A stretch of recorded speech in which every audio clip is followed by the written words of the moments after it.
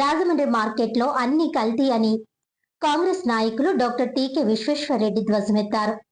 రాజమండ్రిలో కాంగ్రెస్ నాయకులు టీకే విశ్వేశ్వర్రెడ్డి మీడియా ప్రతినిధుల సమావేశం నిర్వహించారు. ఈ సందర్భంగా ఆయన మాట్లాడుతూ, వెంకటేశ్వర స్వామి లడ్డూ నుంచి పాలు, నీళ్లు, మాంసం, పళ్ళు, కూరగాయలు, ఆహార పదార్థాలు అన్నీ కూడా కల్తీ అని అన్నారు. కల్తీకి కాదేది అనర్హమని విరుచుకుపడ్డారు. సంబంధిత శాఖ అధికారులు జీతంతో పాటు లక్షల రూపాయలు లంచాలు తీసుకుంటున్నారని ఆరోపించారు. కాంగ్రెస్ పార్టీలో చేరిన పలువురికి విశ్వేశ్వర్రెడ్డి కండువా వేసి ఘనంగా పార్టీలోకి స్వాగతం పలికారు.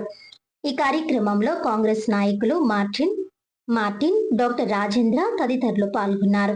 రాష్ట్రంలో మరి కల్తీ అనేది విపరీతంగా జరుగుతుంది. అన్ని ఇట్లోనే కల్తీ లేదు. ఎందుకంటే వెంకటేశ్వర స్వామి నెయ్యి కల్తీ, అలాగే మనకి ఏదైతే జగన్ టైంలో సారా బ్రాందీ షాపుల్లో అవన్నీ కూడా cheap quality liquor, boom boom జోమ్ జోమ్ అని చెప్పి పేర్లు ఎడిసి ఆ బ్రాండ్లన్నీ అమ్మేశారు. అన్ని కల్తీ లెక్కర్లే, అవన్నీ ప్రజలకు అమ్మేసేసారు. అలాగే ఈవేళ మన రాజమండ్రి సిటీలో తీసుకుంటే అన్ని పెద్ద పెద్ద హోటల్స్లో కూడా మీరు మాంసం ఉంటే 3 రోజులు 4 రోజులు ఫ్రిడ్జ్లో పెట్టేస్తారు. దానికి ఏయో కెమికల్స్ కలుపుతారు, అవి మళ్ళీ హీటర్లో పెట్టేసి మనకి అమ్మేస్తారు. అలా చచ్చిపోయిన కోళ్ళు వాటిని కొనేస్తారు, కోసేస్తారు, పలావులు చేసేస్తారు, లేదా చికెన్ కర్రీలు చేసేస్తారు. గొప్ప విషయం ఏంటంటే నేను జాంపేటలో హోటల్ దగ్గర నుంచి మొన్న మటన్ కర్రీ తెచ్చుకున్నాను. మటన్ కర్రీ కదా టేస్ట్గా ఉంటుంది, బాగుంటుంది అని తింటే ఆ మటన్ ముక్కలు ఆర్టిఫిషియల్ మటన్ ముక్కలు అండి. ఆశ్చర్యం నాకు. నిజంగా మటన్ కాదు అది. మటన్ తింటే ఆ టేస్ట్ వేరు. ఈ ఆర్టిఫిషియల్ మటన్ లాగా అనిపిస్తుంది కానీ మటన్ టేస్ట్ రాదు.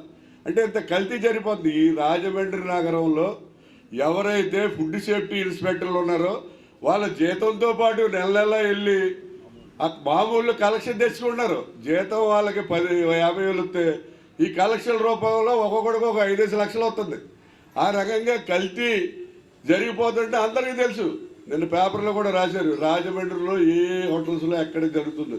రాజమండ్రిలో చాలా ప్రతి చోట బిర్యానీ పాయింట్లు, చికెన్ పాయింట్లు, మటన్ పాయింట్లు పెట్టేస్తారు. అవన్నీ ఏంటంటే అక్కడికక్కడ కల్తీ వ్యవహారం కల్తీయే జరిగిపోతుంది తప్ప వాటిని పట్టించుకునే నాదుడే లేడు. ఈవేళ మరి చంద్రబాబు నాయుడు గారు ఒక విధంగా ఈ రాష్ట్రంలో జరుగుతున్న కల్తీల గురించి చంద్రబాబు నాయుడు తెలీదా?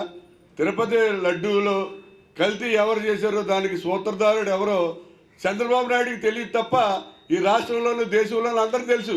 ఎవడ కల్తీకి కారకుడు, ఈ నెయ్యి కలిపినవాడు ఎవడో, దానికి కారకుడు ఎవరో వాళ్ళందరినీ అనేది అందరికీ తెలుసు. ఒక చంద్రబాబు నాయుడికి తెలియదు. అలాగే ఈ దొంగసారా బ్రాందీ షాపుల్లో అమ్మిన దొంగ లేబులతో అమ్మిన సారా అది దొంగసారా అది అని చెప్పి ఆ చంద్రబాబు నాయుడికి తెలియదు తప్ప అందరికీ తెలుసు. మరి అన్నీ కూడా ఇప్పుడు ఈవేళ వివేకానంద రెడ్డిని చంపారు. వివేకానంద రెడ్డి ఎవరు చంపారో మన రాష్ట్రంలో చిన్నపిల్లవాడిని అడిగినా కూడా చెప్తారు, ఎవరు చంపించారో కూడా చెప్తారు. కానీ చంద్రబాబు నాయుడికి తెలియదు. ఏంటంటే ఈ చంద్రబాబు నాయుడు గారు